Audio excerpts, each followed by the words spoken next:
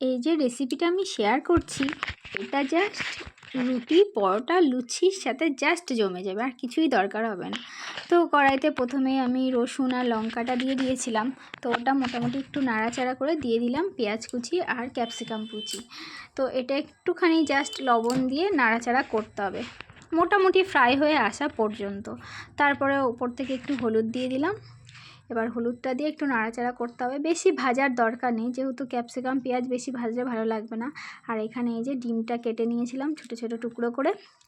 তো এবার মাঝখানটাতে ডিমটা দিয়ে দেবো। এটা তোমরা আলাদা করেও ভাজা করতে পারো, তো আমি এভাবেই করি, এভাবেই আমার ভালো লাগে।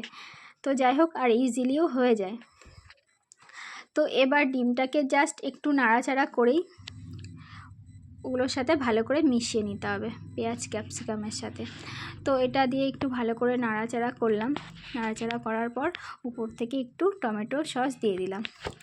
সয়া সস থাকলে সয়া সসটাও দিতে পারো, আমার ঘরে যেহেতু ছিল না তো আমি আর দিলাম না। তো ওই জন্য একটু হলুদ দিয়েছিলাম, আর সয়া সসটা দিলে আর হলুদ দেওয়ার দরকার নেই। আর দিয়ে দিলাম চিনি আর একটু লাল লাল ঝাল ঝাল লঙ্কার গুঁড়ো।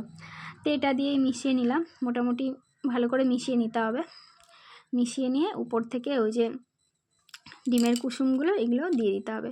এবার আস্তে করে নাড়াচাড়া করতে হবে যাতে ডিমের কুসুমগুলো ভেঙে ভেঙে না যায়, মানে আস্তে আস্তে যাতে থাকে। তো এবার আর কিছুই না, নামিয়ে সার্ভ করে দিলাম। তো কেমন লাগলো